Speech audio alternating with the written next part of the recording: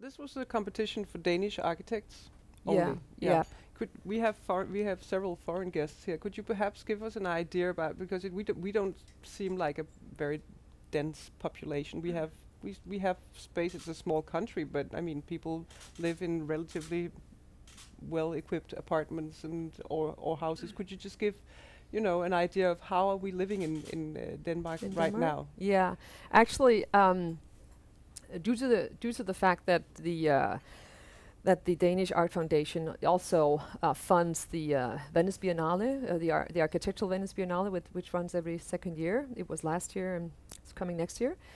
We went there 4 years ago, and there was an exhibition in the German pavilion about similar questions like this. And on one wall there was a drawing telling that how much space do we need? How much space do different populations or countries all over the world use? And actually, Denmark is that country of the whole world that has the most space per citizen, which is To live in. Yeah. And I think as far as I remember, I think it's like either 48 or 52 square meters per person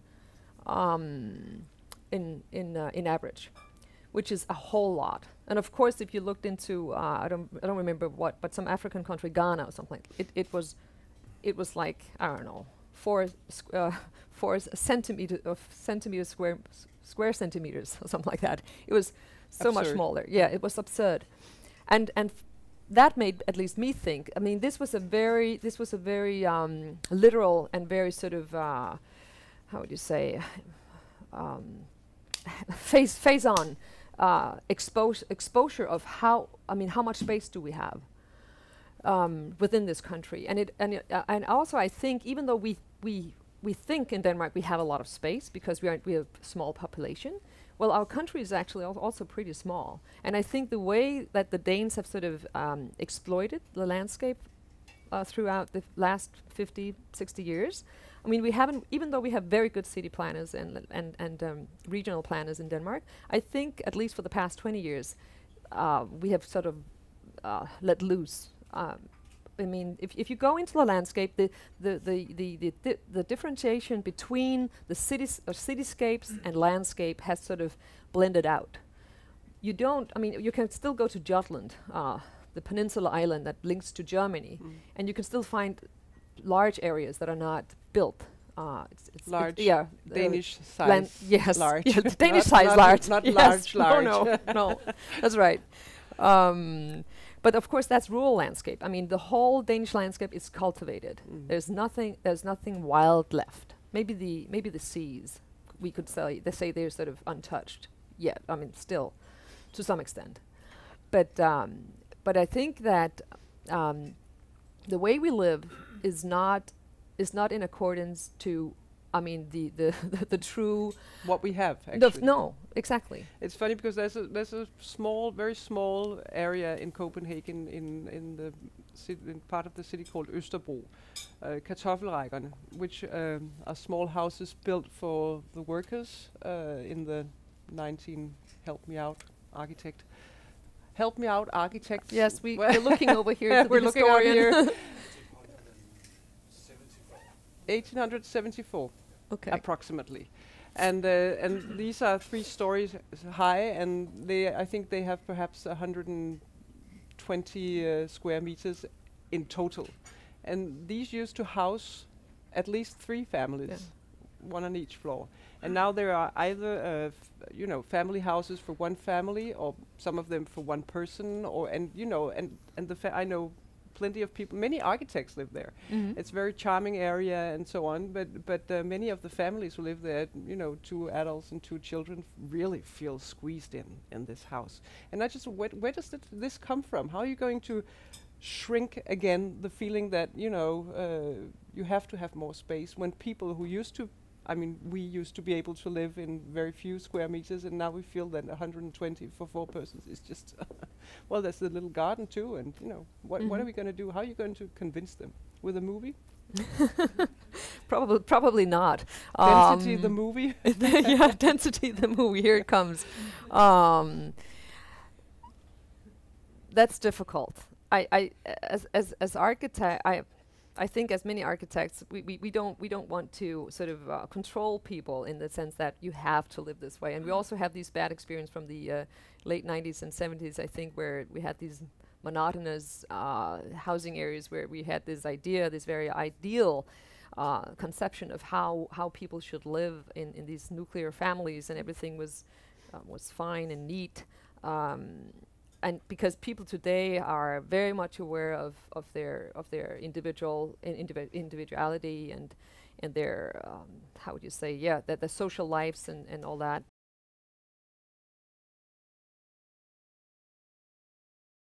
Upon it, but as a family, we also found out when the children were young that small children, they don't want to sit in their own private room. Small children want to be with their parents or with they want company. So, I mean, having a huge children's room sitting empty for like 5, 6, 15 years, because they don't only need it when they become teenagers or maybe 12 years old. That was not an option, simply due to the fact we didn't have the space either. So we were making, when they grew older, we made small cabins where they sleep, but they stay together with the rest of us. And I think that has turned out now that we have children, or now they're young people, who have a very, very strong social sentiment of what is going on around me. Someone is trying to concentrate over here. I better be quiet, or I'm loud today. Listen to me, guys. And then everyone is sort of like, come on. I mean, so it's a way of being together. And I also think in terms of modern life, where everyone is sort of busy with their own stuff, and we're wearing headphones, and we're watching TVs, and we're on our iPhones and all that, we're sort of so much engaged. I mean, even though we're here, we are somewhere else. And I think living in a family like that, of course you can sit down and watch TV, but I mean, if it's too loud and no one else wants to watch it, you kind of go, well, turn it off. I mean, you're much more close up to one another. And of course it's hard when you have two teenagers and a toddler, which we had, because the young kid doesn't want to do the same thing as the teenagers and vice versa. And then, but then you have to discuss, how do we solve this? I mean, how do we live? I mean, how's this day going to go well? That's one side of it, that it's a big sort of social experiment, really, to be close. One thing is to be close to your family, but to be close to other families, Jesus Christ, I mean, that can really be challenging, isn't it? Sure, I mean, so yes. So is that something that you can meet with architecture? A way that you can create a public space in dense living where you can meet? What are you going to do?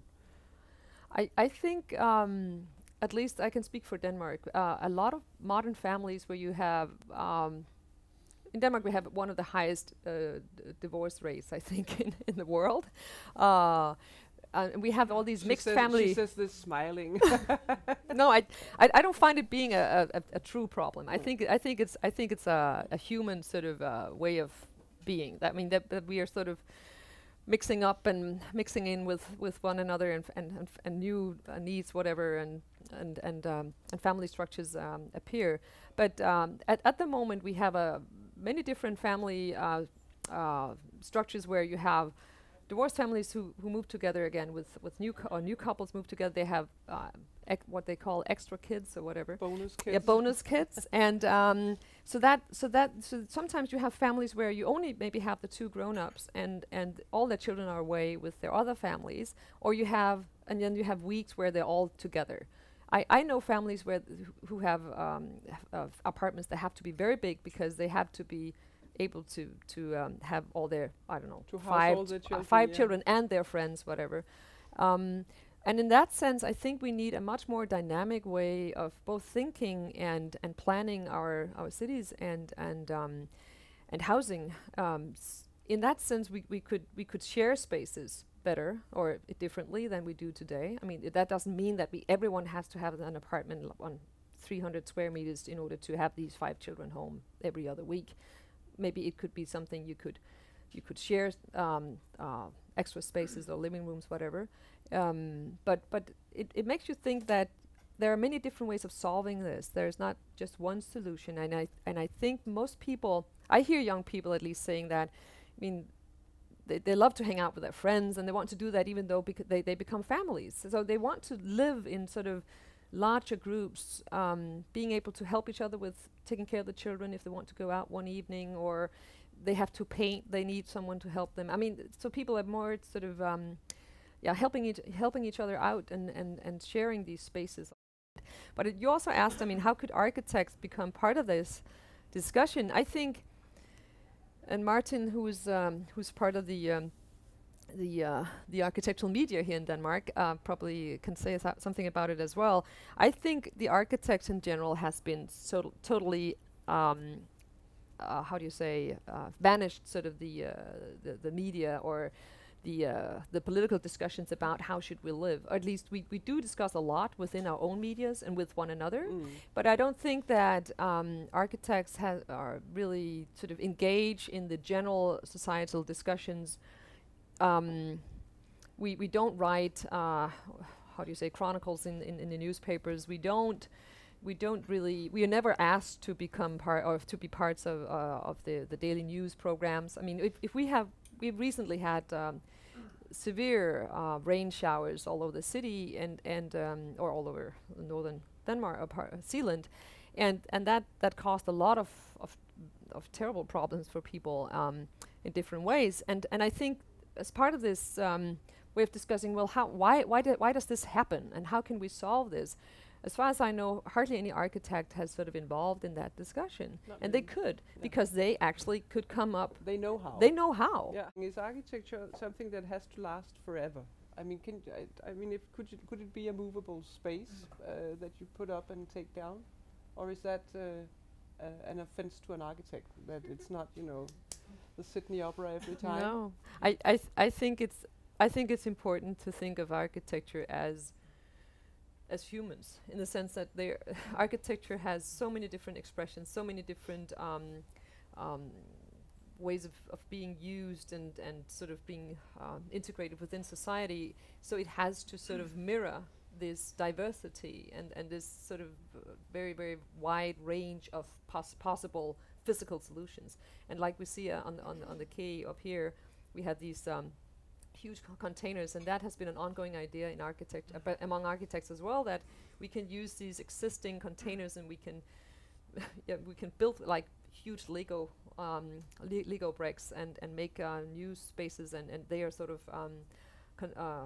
intermediate sort of structures. And I think we can do both. And I think it's important to keep having in mind that we should do both. I mean, we should not only build for hundreds of years, we should also build just for tomorrow.